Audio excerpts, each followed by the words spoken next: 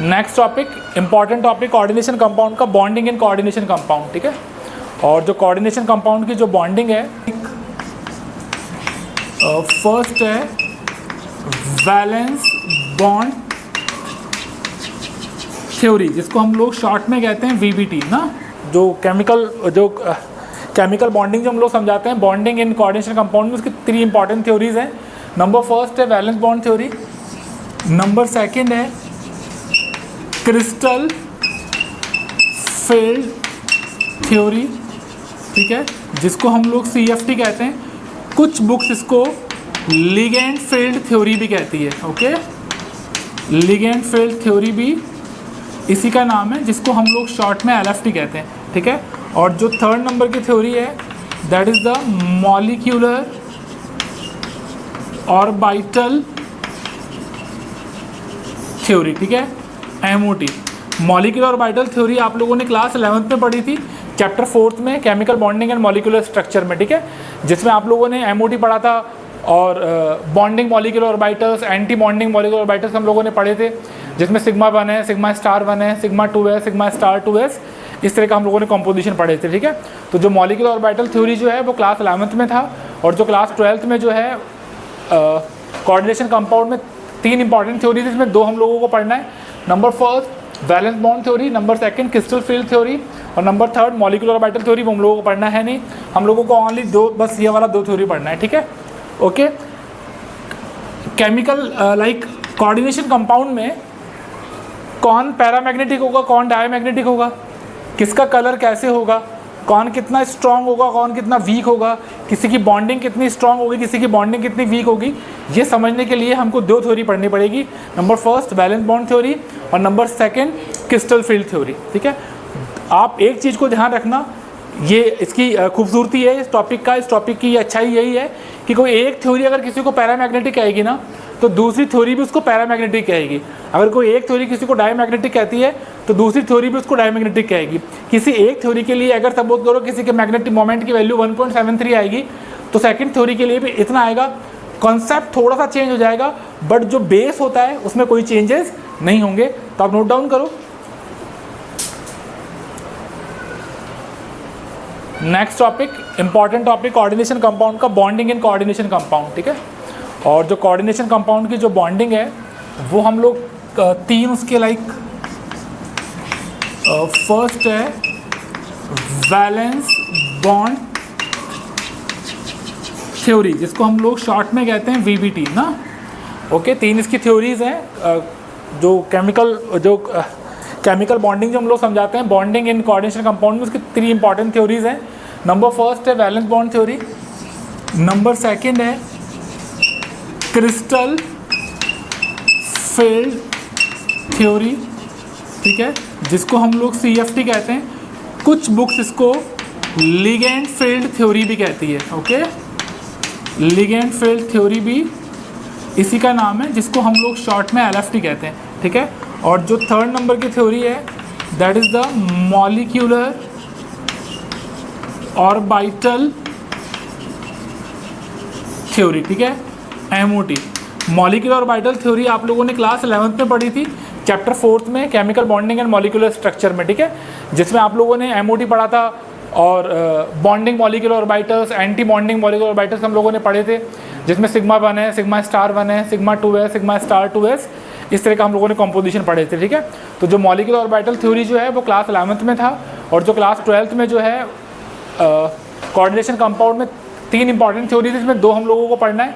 Number first valence bond theory, number second crystal field theory, और number third molecular orbital theory. वो हम लोगों को पढ़ना है नहीं, हम लोगों को ओनली 2, बस ये वाला 2 थ्योरी पढ़ना है, ठीक है, okay. Chemical like coordination compound में कौन पैरामैग्नेटिक होगा, कौन डायमैग्नेटिक होगा, किसका कलर कैसे होगा, कौन कितना स्ट्रांग होगा, कौन कितना वीक होगा, किसी की बॉन्डिंग कितनी स्ट्रांग होगी, किसी की बॉन्डिंग कितनी वीक होगी, ये समझने के लिए हमको 2 थ्योरी पढ़नी पड़ेगी। Number first valence bond theory और number second crystal field theory, ठीक है। आप एक चीज़ को ध्यान रखना, ये इसकी खूबसूरती है इस टॉपिक की अच्छाई यही है कि कोई एक थ्योरी अगर किसी को पैरामैग्नेटिक कहेगी ना, तो दूसरी थ्योरी भी उसको पैरामैग्नेटिक कहेगी। अगर कोई एक थ्योरी किसी को डायमैग्नेटिक कहती है, तो दूसरी थ्योरी भी उसको डायमैग्नेटिक कहेगी। किसी एक थ्योरी के लिए अगर सपोज करो किसी के मैग्नेटिक मोमेंट की वैल्यू 1.73 आएगी, तो सेकंड थ्योरी के लिए भी इतना आएगा। कॉन्सेप्ट थोड़ा सा चेंज हो जाएगा, बट जो बेस होता है उसमें कोई चेंजेस नहीं होंगे। तो आप नोट डाउन करो।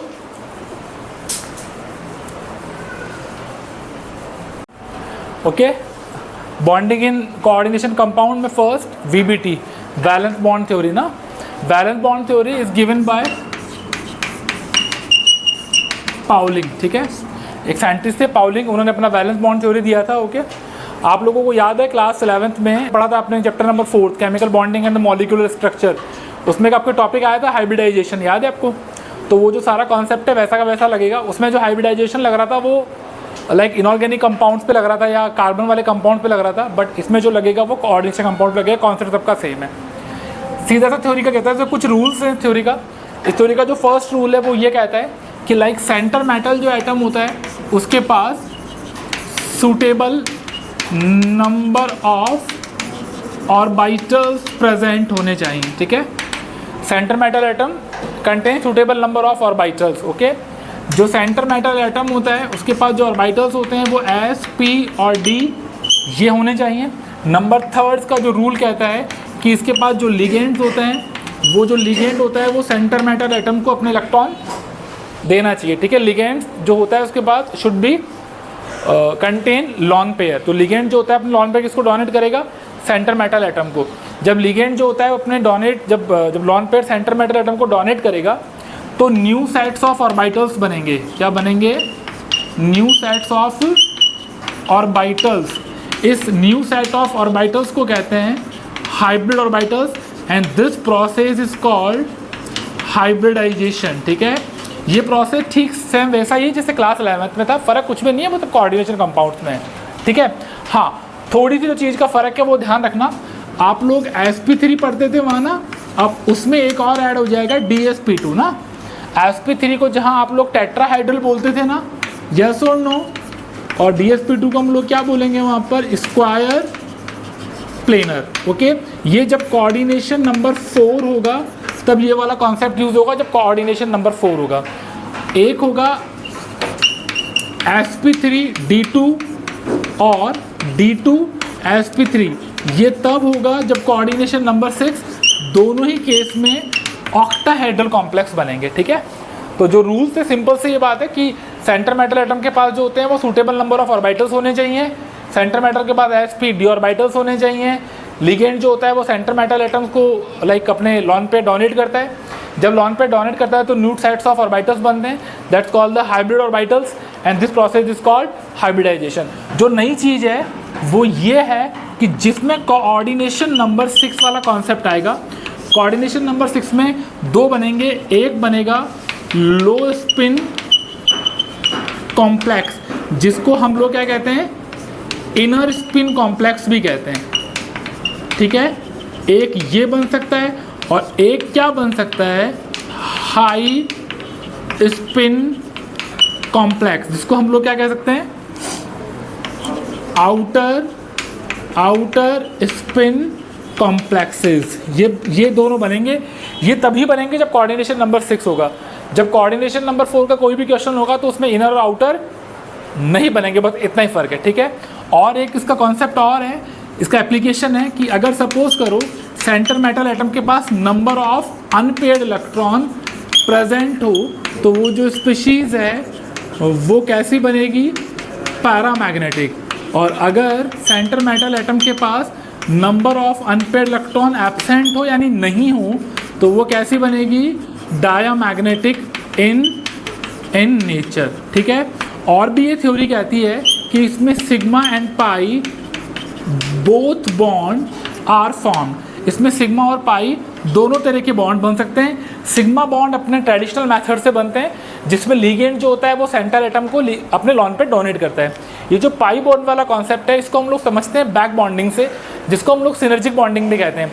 आपने क्लास 11th में एक टॉपिक पढ़ा होगा MOT, जिसमें आपने bonding molecular orbitals, anti bonding molecular orbitals पढ़े होंगे, जिसमें सिग्मा 1 है, सिग्मा स्टार 1 है, सिग्मा 2 है, सिग्मा स्टार पढ़े होंगे, ऐसा कुछ था ना।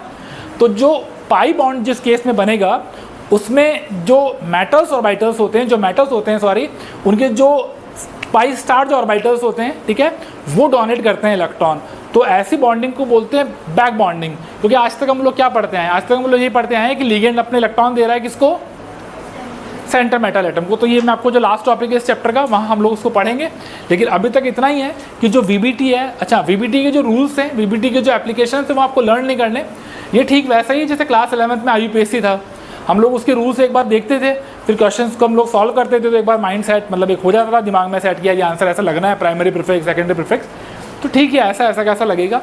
कॉन्सेप्ट इसका चेंज नहीं होगा, मतलब कॉन्सेप्ट आपको एक बार आना चाहिए। एक बार आपको कॉन्सेप्ट आ गया कि कौन लिगेंड किसकी तरह बिहेव करता है, इनर और आउटर कॉम्प्लेक्स का कॉन्सेप्ट क्या है, तो ये क्वेश्चन आपसे गलत नहीं होंगे। CBSE आप किसी भी बोर्ड से हो, कभी ना कभी क्वेश्चन किसी न किसी साल आता रहता है, कभी CFT का, कभी VBT का, ठीक है, नोट डाउन कर लो। VBT का कॉन्सेप्ट देखना बिल्कुल सामने, एक बार कॉन्सेप्ट समझ में आ गया तो आप लोग कभी क्वेश्चन आपसे गलत नहीं होंगे।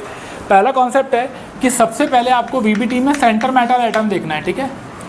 अगर सेंटर मेटल एटम सपोज करो कि 4D 5D और 6D सीरीज से हो, यानी वो प्लेटिनम हो, पैलेडियम हो, Ag हो, या फिर ऐसे सेंटर मेटल एटम हो, तो आप लोगों को जो इलेक्ट्रॉन्स होते हैं उसका पेयरिंग करना ही करना है। यानी आप लोग इलेक्ट्रॉन को पेयरिंग में सेट करना। इलेक्ट्रॉन की जो पेयरिंग होती है वो कम से कम 4 इलेक्ट्रॉन के बाद शुरू होती है।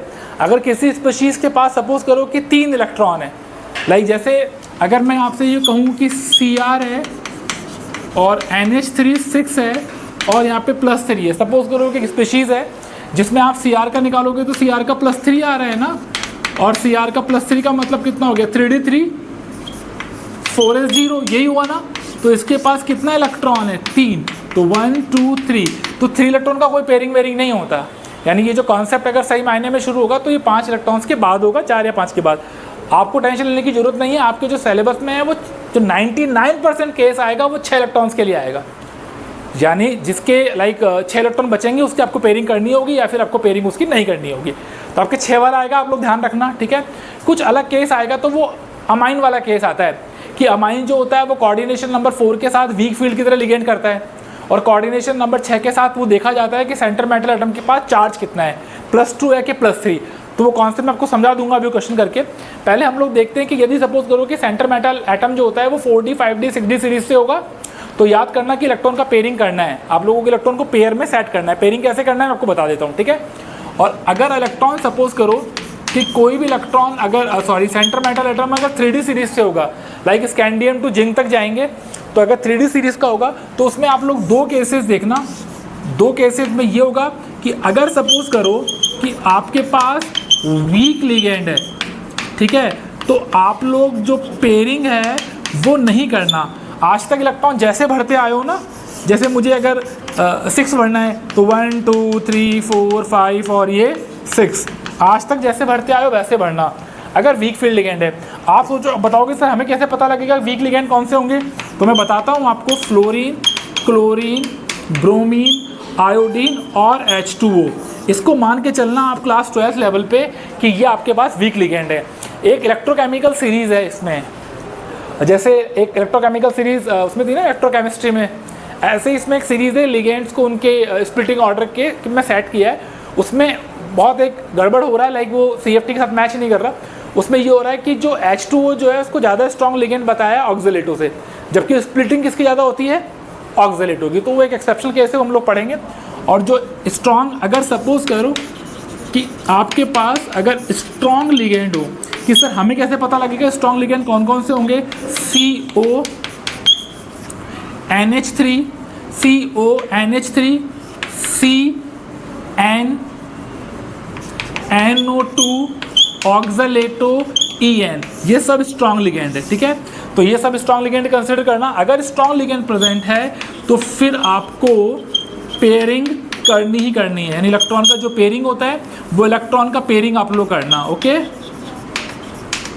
आप लोग इलेक्ट्रॉन का पेयरिंग कर देना। इलेक्ट्रॉन अगर जैसे मान लो 6 है, मैं एक केस बताता हूँ आपको कि सपोज करो किसी के पास इलेक्ट्रॉन अगर 6 आए तो 6 की पेयरिंग कर देना, 1 2 3 4 और ये 5 6, ठीक है।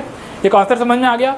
सबसे पहला जो ध्यान रखना है, मुझे सेंटर मेटल एटम का ध्यान रखना है कि सेंटर मेटल एटम जो है मेरे पास वो कौन से सीरीज़ का है। अगर आप क्लास 12 के एग्जाम दे रहे हो आप किसी भी स्टेट के बोर्ड से हो, कोई फ़र्क नहीं पड़ता, आपके जो 99% 9% जो क्वेश्चन आएगा 99.9% वो हमेशा 3D सीरीज से आएगा। उसमें आपके पास क्रोमियम होगा, निकल होगा, आयरन होगा, कोबाल्ट होगा, लाइक ऐसे एलिमेंट्स ही होंगे। हाँ 2-4-5 ऐसे एग्जांपल्स भी हैं, बट आप उसकी प्रैक्टिस भी करना, जहाँ कहीं प्लेटिनम भी होगा, पैलेडियम भी होगा, Ag भी होगा, लाइक जो भी एटम होंगे, जो सेंटर मेटल एटम होंगे जो 4D 5D 6D सीरीज से बिलोंग करते होंगे। 3D सीरीज तो स्कैंडियम टू जिंक तक ही है। और जब मैंने आपको D and F block elements पढ़ाया था तो मैंने आपको कहा था कि डी एंड एफ ब्लॉक पूरा जो खेल है वो 3D सीरीज का ही है। सबसे ज़्यादा जो क्वेश्चन आते हैं वो 3D सीरीज के आते हैं। यस और नो, पहला कॉन्सेप्ट समझ में आ रहा है आपको? ठीक, मैं एक और कॉन्सेप्ट समझाता हूँ जो मैंने अभी लिखवाया आपको, इनर स्पिन कॉम्प्लेक्स और आउटर स्पिन कॉम्प्लेक्स। ठीक है, लो स्पिन कॉम्प्लेक्स और हाई स्पिन कॉम्प्लेक्स भी समझाया, तो कैसे कंडीशन बनेंगे, वो कब कब बनेंगे, तो देखना। ये आपके पास डी ऑर्बिटल्स है 1 2 3 4 5, ये एस है, देन ये पी और लास्ट में दोबारा है। ठीक है, ये n-1d, ns, np, nd, like ये ऐसे है कि ये 4d तो 4p 4s 4-1 3d, ऐसे कर लो 3d 4s 4p 4d, ये इसमें आपका हो जाएगा, लाइक इस पूरे गार्ड में आपका इनर स्पिन काम आ जाएगा। ठीक है, ठीक है, यस और नो? अच्छा, ये कब यूज़ करेंगे? जब कोऑर्डिनेशन नंबर कितना होगा? 6। ठीक है, तभी हम लोग करेंगे, कोऑर्डिनेशन नंबर 6 होगा। अगर सपोज करो किसी लिगेंड से जब इलेक्ट्रॉन ले रहे हैं, मान लो कोई सेंटर मेटल एटम, और उसमें अंदर वाले इन्वॉल्व होते हैं, अगर n-d ऑर्बिटल्स इन्वॉल्व होते हैं, तो जो कॉम्प्लेक्स बनेगा वो बनेगा इनर स्पिन कॉम्प्लेक्स, और इसको हम लोग क्या कहते हैं? लो स्पिन कॉम्प्लेक्स। ठीक है, समझ में आ रहा है? जब अंदर वाले जब पार्टिसिपेट करेंगे, और जब ये बाहर वाले पार्टिसिपेट करेंगे तो इन्हें हम लोग क्या बोलेंगे? आउटर स्पिन कॉम्प्लेक्स और हाई स्पिन कॉम्प्लेक्स। ठीक है, समझ में आ रहा है? दो ही चीज़ें आपको ध्यान रखनी है। जब कोऑर्डिनेशन नंबर 6 होगा तो इनर स्पिन, लो स्पिन, और आउटर वाला ऐसे वाला ध्यान रखना है, और बाकी सबका सब केवल और केवल कॉन्सेप्ट का खेल है। इस पूरे टॉपिक में, इस पूरी वीबीटी में अगर किसी बच्चे को ये पता है कि यार ये ऐसे सेटअप होता है, तो उसका सिंगल क्वेश्चन गलत नहीं होगा, कभी भी उसका एक क्वेश्चन भी गलत नहीं होगा। आपने कभी गौर किया है कि इतने लाख बच्चे, लाइक उसमें 15 लाख 16 लाख बच्चे बैठते हैं क्लास 12 क्लास 10th में, तो उनमें से 70 80 100 हद मान लो कि 150 बच्चों पूरे ऑल ओवर इंडिया में सीबीएसई में ऐसे होते हैं, 150 बच्चे में ऑल इंडिया मतलब सीबीएसई में इतने होते हैं कि जिनके पूरे मार्क्स आते हैं 100 आउट ऑफ 100 जो स्कोर करते हैं, 70 आउट ऑफ 70 जो स्कोर करते हैं। तो आपने उसमें चीज़ देखी ऐसा क्यों होता है? उनकी वे ऑफ राइटिंग, उनके लिखने का तरीका। वीबीटी तो पूरी केमिस्ट्री पढ़ रहे हैं, मतलब पूरा इंडिया पढ़ रहा है वीबीटी, तो अच्छे अच्छे टीचर हैं दुनिया में, अच्छा केमिस्ट्री पढ़ा रहे होंगे, सब बच्चों को अच्छे पढ़ाते हैं। वीबीटी तो नॉर्मल सा टॉपिक है, अच्छा टीचर अच्छे पढ़ाते हैं, बच्चे अच्छा पढ़ भी लेते हैं, बट आपने वो देखा होगा उसका वे ऑफ राइटिंग, कि अगर आपके पास वीबीटी का क्वेश्चन आ जाए तो उसको लिखने का तरीका कैसे होता है, तो हम लोग उसी पर बात करेंगे। ठीक है, नोट डाउन कर लो उसको प्लीज़।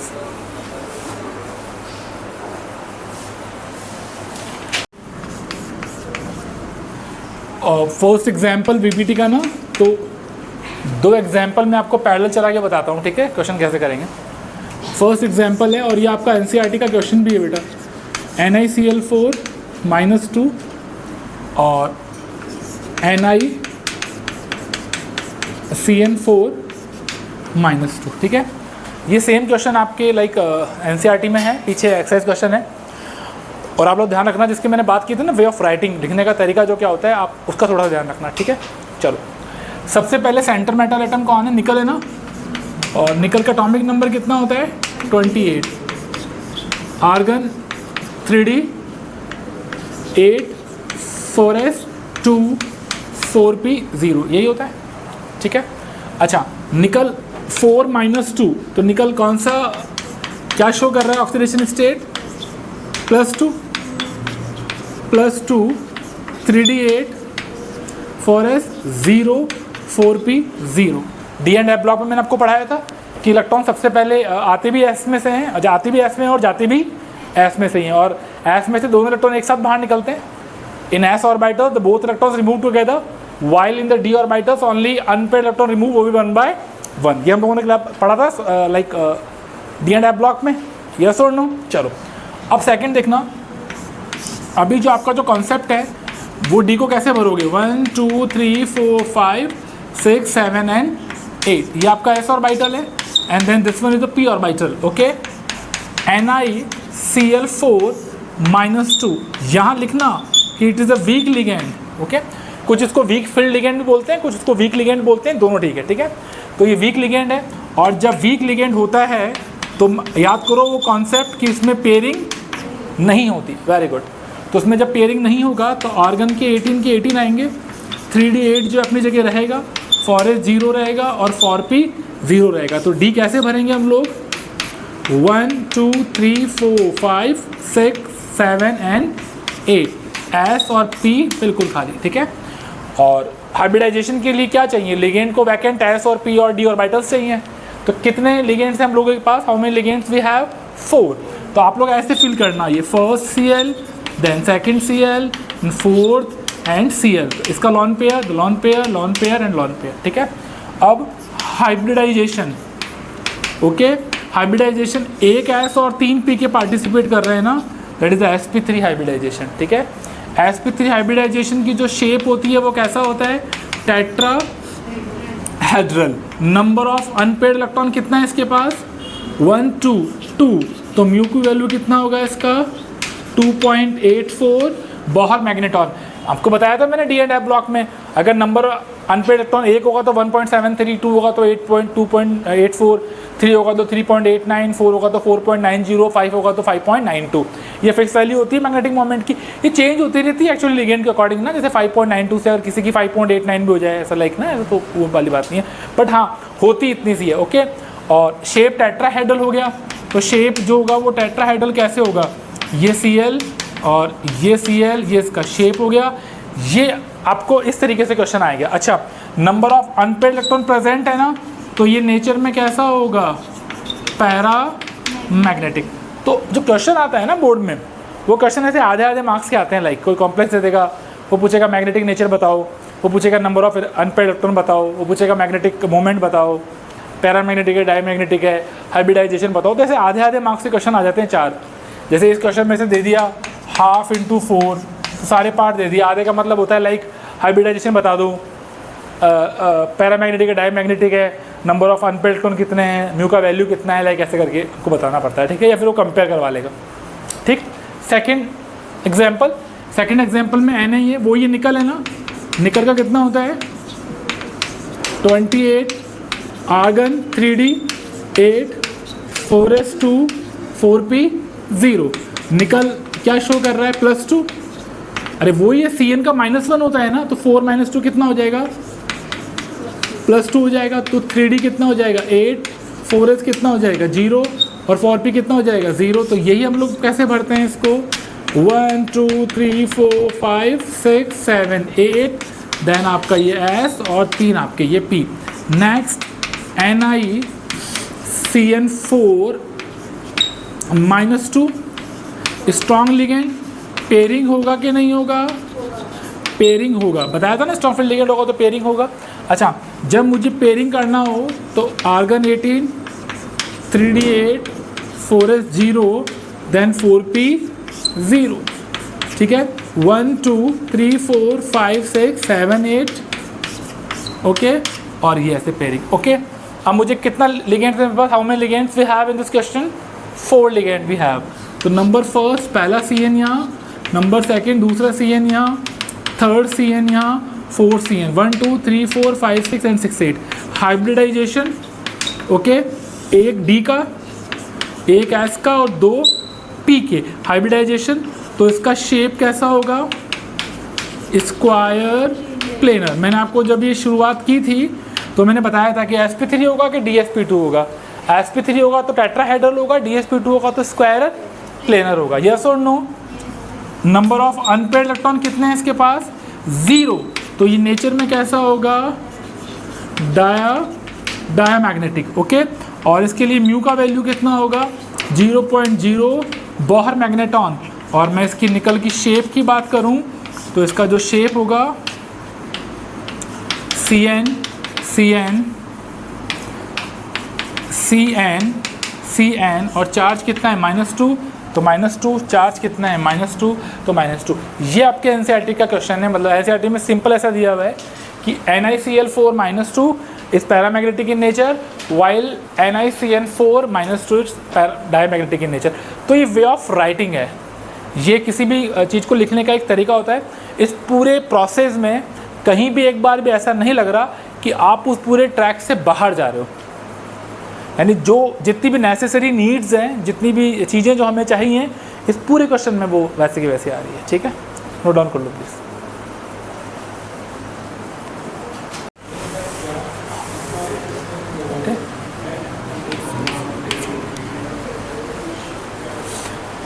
नेक्स्ट एग्जाम्पल VBT का NiCO4, ठीक है, नेक्स्ट एग्जाम्पल है। और इस एग्जाम्पल में जो निकल है उसका जो ऑक्सीडेशन नंबर है वो 0 है। ओके, क्योंकि जो कार्बोनाइल होता है वो न्यूट्रल लिगेंड होता है, इसके पास डोनर एटम तो होते हैं बट कोई चार्ज नहीं होता। तो इस वाले केस में जो निकल है, और ये केस थोड़ा सा इंपॉर्टेंट भी है ना, इसको ध्यान से पढ़ लेना एग्जाम के लिए।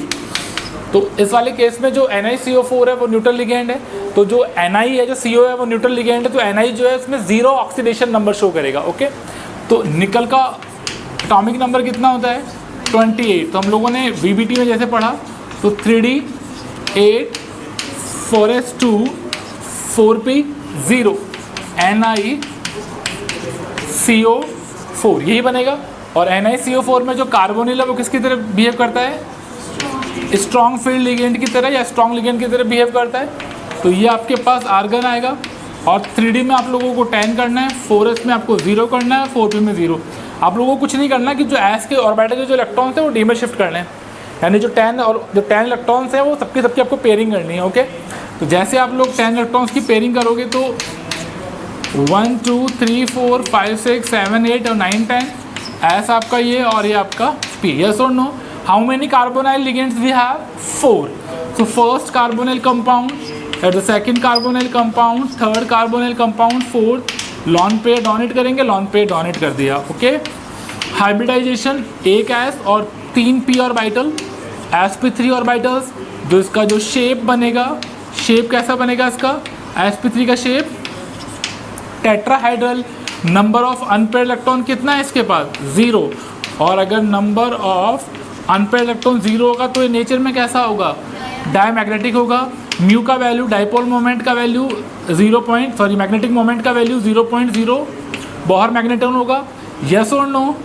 ये इसके और इसका जो ज्योमेट्री होगा वो NiCO4 टेट्राहेड्रल ना, ऐसा कुछ करके इसका ज्योमेट्री होगा। ठीक है, या शेप जो होता है इसका वो कुछ इस तरीके से होगा। तो ये थोड़ा सा स्पेशल केस है, इसको एग्जाम के लिए थोड़ा सा आप लोग अच्छे से इसको करके जाना। जो स्पेशल केस होता है वो तो स्पेशल ही होता है। ओके, तो ये ऐसा केस है जिसके अंदर CO4 है, ये ऐसा केस है जिसके ऊपर निकल पे कोई चार्ज नहीं है, और ये ऐसा केस है जिसमें जो s ऑर्बिटल्स के जो इलेक्ट्रॉन होंगे वो आपको शिफ्ट करने d ऑर्बिटल में, यानी आपको 10 के 10 जो इलेक्ट्रॉन है वो d ऑर्बिटल में ले जाके सबकी पेयरिंग करनी है। ओके फाइन, नोट डाउन करो बेटा, ड्यूटी लगेगा ना। ओके, ये जो एग्जाम्पल थे लाइक जो मैंने आपको तीनों एग्जाम्पल कराए, NiCl4 -2, NiCN4 -2, NiCO4, जितने भी एग्जाम्पल थे ये सब टेट्राहेड्रल कॉम्प्लेक्स के थे। और मैंने कहा था कि आपको जो VBT में होता है, तो VBT में जो टेट्राहेड्रल कॉम्प्लेक्स होता है उसके लिए इनर स्पिन कॉम्प्लेक्स और आउटर स्पिन कॉम्प्लेक्स का कोई फॉर्मेशन नहीं होता। ठीक है, अगर आपको इनर स्पिन और आउटर स्पिन कॉम्प्लेक्स का फॉर्मेशन समझना है तो उसके लिए आपको फिर कोऑर्डिनेशन नंबर 6 में जाना पड़ेगा। ठीक है, तो अब जो नेक्स्ट एग्जाम्पल मैं करवा रहा हूँ वो कोऑर्डिनेशन नंबर 6 के लिए ही है, और ध्यान देखना। और मैं जो दोनों एग्जाम्पल है 4th और 5th, उस एग्जाम्पल को मैं पैरेलल चलाऊँगा। ठीक है, जैसे कल मैंने जब हम लोगों ने टॉपिक पढ़ा था अभी NiCl4 और NiCN4 वाले को पैरेलल चलाया था, वैसे एग्जाम्पल को भी पैरेलल चलाएंगे। चलो बिल्कुल सामने देखना, FeH2O6+2, ओके, FeCN6-4। ठीक है, इन दोनों जो कॉम्प्लेक्सेस हैं, उन दोनों कॉम्प्लेक्सेस में एक चीज़ कॉमन है कि इसमें जो सेंटर मेटल एटम है वो आयरन है। ओके, और अगर आप लोग आयरन का निकालोगे तो ये तो 0 होता है, लाइक न्यूट्रल लिगेंड होता है ना वाटर, तो एक्वा ये 0 होता है, तो ये आयरन का जो ऑक्सीडेशन नंबर होगा वो कितना होगा यहाँ +2, और यहाँ पे 6 माइनस का होगा, लाइक Cn का -1 होता है। तो 6 में से आप जब 4 हटाओगे तो लोग 2 बचेगा माइनस का, उस तरह शिफ्ट करोगे तो प्लस का 2, यानी दोनों केसेस में जो आयरन है वो क्या शो कर रहा है, +2। ये आप लोगों को ऑक्सीडेशन नंबर निकालना मैं बता चुका हूँ, ठीक है। पिछली क्लास में हम लोगों ने जब नेमिंग ऑफ कोऑर्डिनेशन कंपाउंड पढ़ा था, आप लोग बिल्कुल सामने देखना, Fe atomic number 26, argon 3d6, F2 4p0 and 4d0। Same case में भी है ना, Fe 26, argon 3d6, F2 4p0 4d0, yes और नो।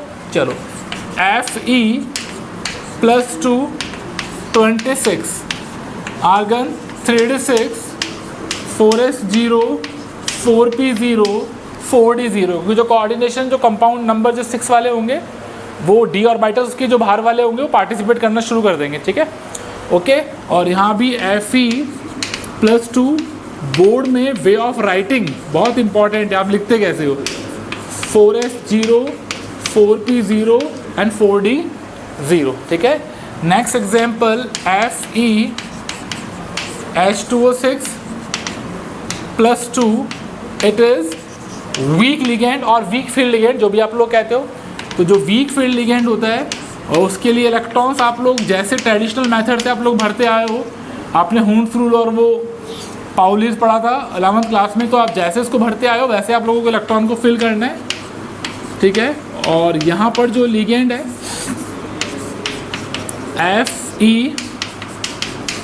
FeCN6-4, ये स्ट्रॉन्ग लिगेंड है ना, स्ट्रॉन्ग फील्ड।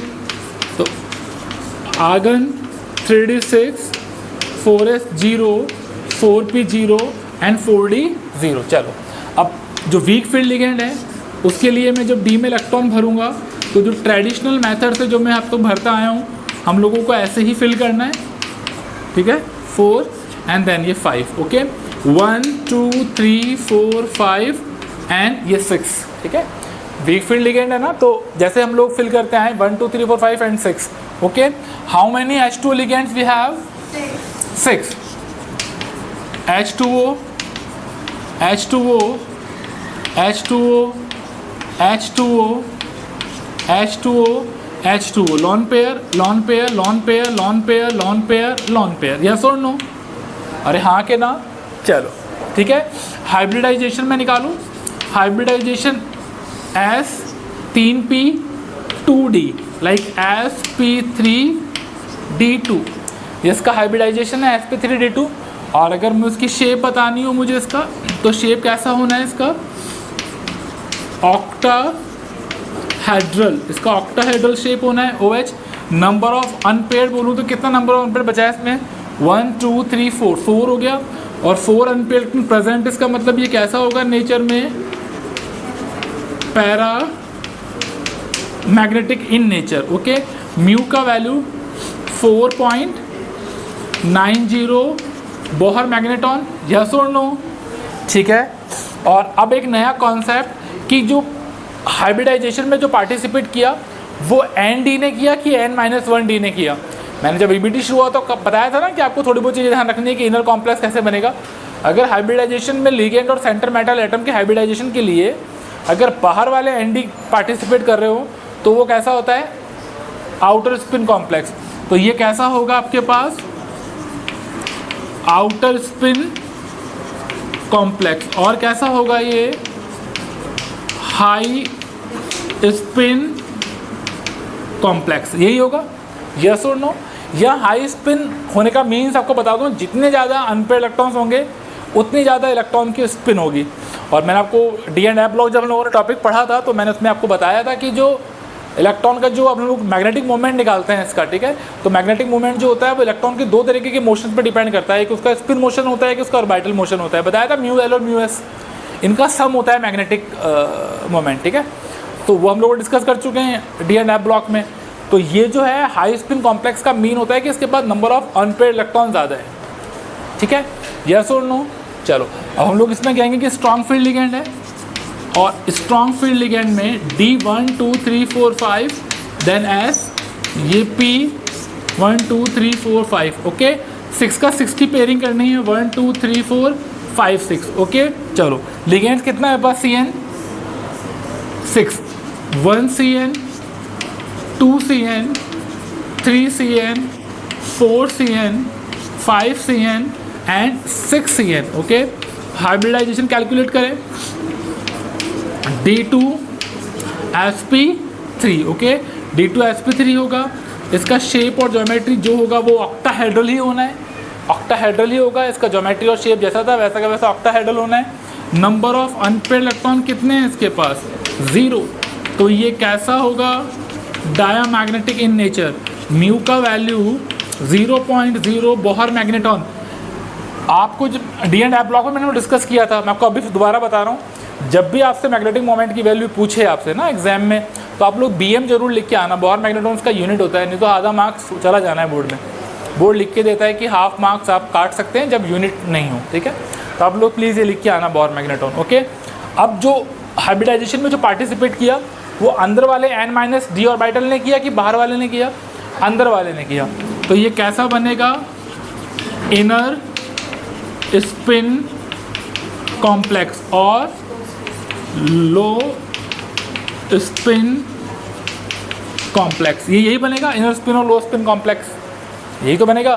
तो जो कोऑर्डिनेशन नंबर 6 वाले हैं उसमें डायमैग्नेटिक है, पैरामैग्नेटिक है, मैग्नेटिक मोमेंट की वैल्यू ये है क्वेश्चन वो तो कॉमन से होंगे। अच्छा ये कलरफुल होगा, लाइक इसके पास अनपेयर्ड इलेक्ट्रॉन्स हैं तो ये कलरलेस होगा। कलर तो दो चीज़ों पे डिपेंड करता है। अगर आप लोग CFT के थ्रू कलर को पढ़ते हैं तो वो जो डायल O होता है crystal field splitting in the octahedral complexes, crystal field जो एनर्जी होती है उस पर डिपेंड करता है, ठीक है।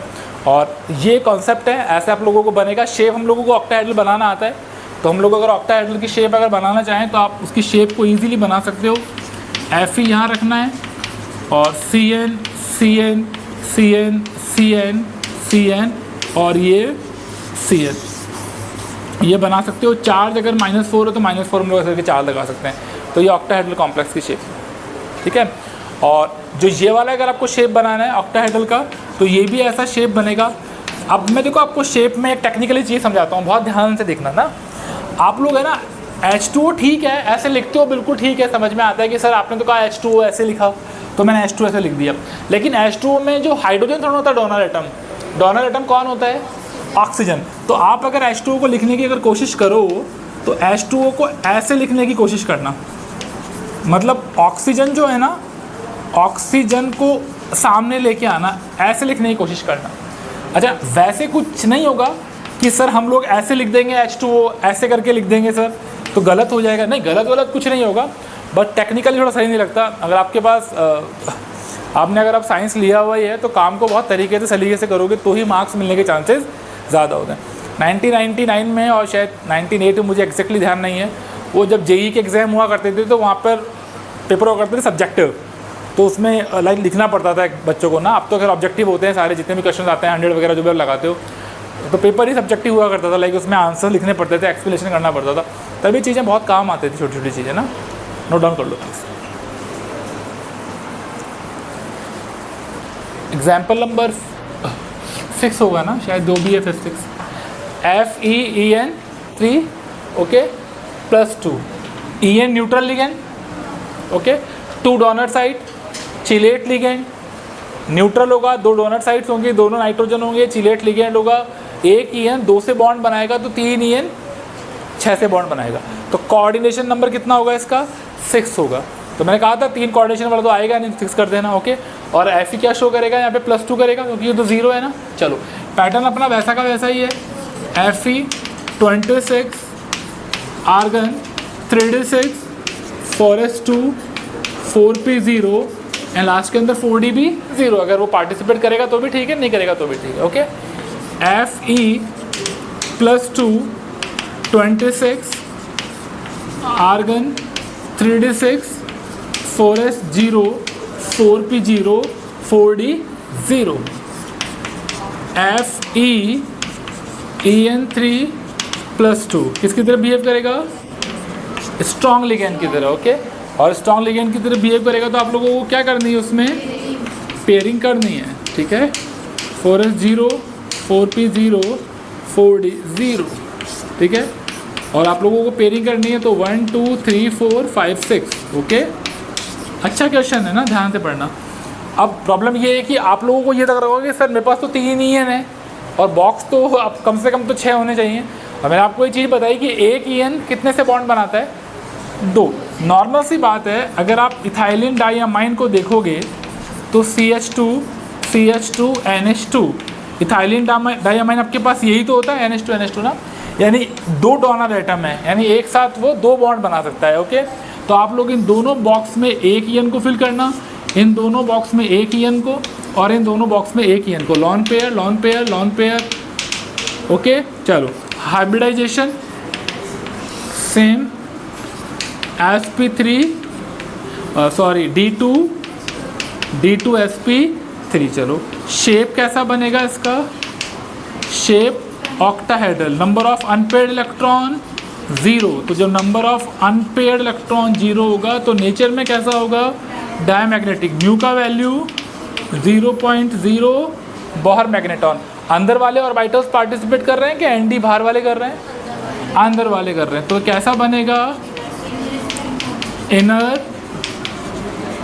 Spin complex. और क्या बोलते हो उसको बेटा तुम लोग, अंदर वाले पार्टिसिपेट कर रहे हैं ना, अंदर वाले में तो क्या बोलोगे, लो स्पिन कॉम्प्लेक्स। तो ये जो लो स्पिन जो हाई स्पिन वाला है, ये कोऑर्डिनेशन नंबर 6 के साथ लगेगा।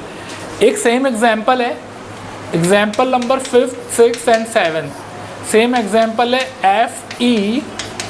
FeOX3-4।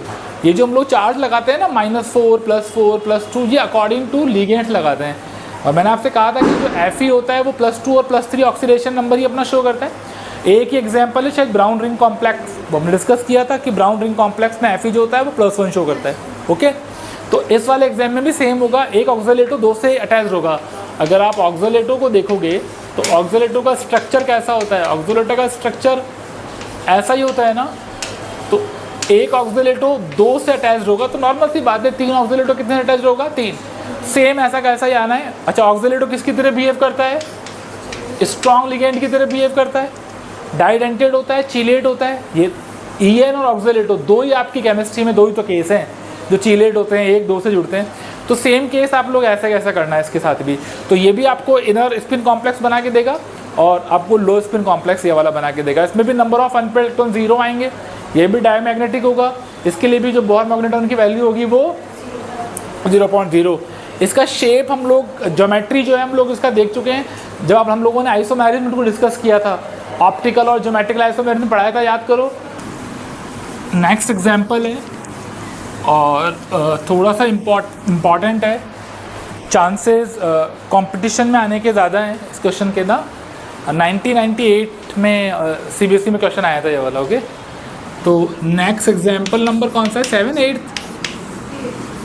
5 7 और ये करके 8, ठीक है। और ये जो क्वेश्चन आया था NiNH3 6 + 2, ये CBSE 1998 में आया था, ठीक है। पार्ट उसी का ही है, VBT का ही है। उसके बाद मैंने कभी देखा नहीं, अब बीच में आया होगा तो भी मुझे मतलब आइडिया भी नहीं है, बट हाँ 1998 का तो मुझे पता है, ठीक है। और इस क्वेश्चन को बहुत तरीके से पढ़ेंगे। अब देखो, अगर हम लोग ट्रेडिशनल पैटर्न पे जाएंगे ना, ये थोड़ा सा इंपॉर्टेंट भी लगा लो उसको चाहे, या केमिस्ट्री की एक फेवरेट लाइन होती है एक्सेप्शनल केस, जो समझ में ना आए। सो ये जो केस है ये थोड़ा सा इंपॉर्टेंट है। अब देखो इंपॉर्टेंट क्यों है कि जो ट्रेडिशनल मेथड हम लोग पढ़ के आए हैं VBT के अभी तक, उससे थोड़ा सा ये बियॉन्ड चला जाएगा, मतलब परे चला जाएगा। परे कैसे जाएगा कि आपको भी ये लग रहा होगा कि सर जो NH3 है वो स्ट्रॉन्ग लिगेंड है, हम लोगों ने यही पढ़ा, और इसमें पेयरिंग होनी है। ओके, बट अब देखना Ni जो है एटॉमिक नंबर कितना होता है इसका, 28। गुड। आर्गन में 18 इलेक्ट्रॉन आएंगे, 3d8 4s2 4p0 and 4d0, यही पैटर्न होता है। चलो Ni ऑक्सीडेशन नंबर कितना है यहाँ पर, +2 ही है ना, क्योंकि ये तो बेटा न्यूट्रल होता है तो ये तो 0 होना है, तो +2 शो करना है। तो जैसे Ni शो करेगा तो argon 3d8 4s0 4p0 4d0। अच्छा, कैसे फिल करोगे इलेक्ट्रॉन, कैसे फिल करोगे, पेयरिंग करना है ना, 1 2 3 4 5 6 7 8। इस वाले केस में आप लोग को पेयरिंग नहीं करना, बस थोड़ा सा ध्यान रखना। इस वाले केस में आप लोगों को पेयरिंग नहीं करना, ये इसलिए केस इंपॉर्टेंट है, ठीक है।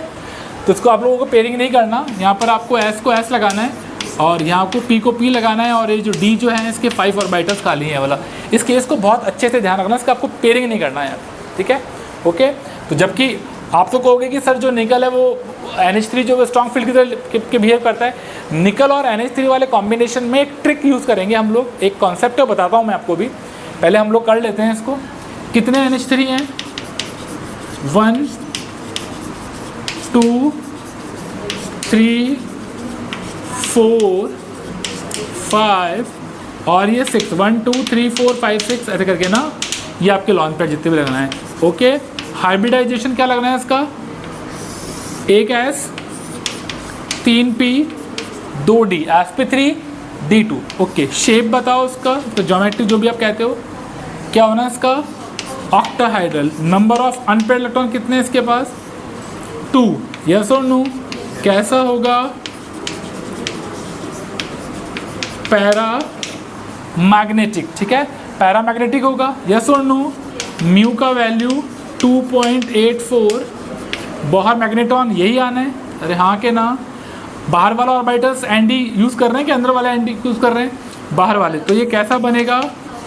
आउटर स्पिन कॉम्प्लेक्स और high spin complex.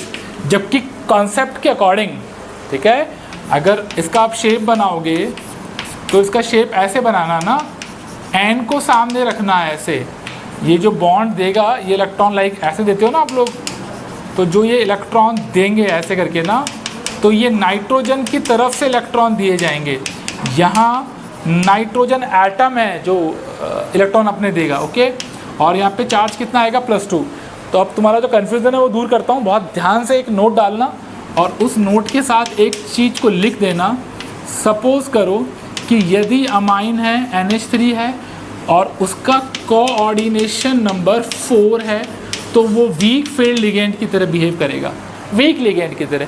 Week field ligand हम लोग CFT में यूज़ करते हैं, फील्ड विल्ड ये शब्द ना, उसको लिगेंड फील्ड थ्योरी कहते हैं। पर ठीक है, ये वीक लिगेंड की तरह बिहेव करेगा। अगर NH3 है निकल के साथ और कोऑर्डिनेशन नंबर 6 है, तो उसके 2 केसेस बनेंगे। यदि सेंटर मेटल एटम पर चार्ज +2 आएगा तो ये वीक लिगेंड की तरह बिहेव करेगा, और अगर चार्ज +3 आएगा तो ये स्ट्रॉन्ग लिगेंड की तरह बिहेव करेगा। इस केस को आप लोग ध्यान रखना।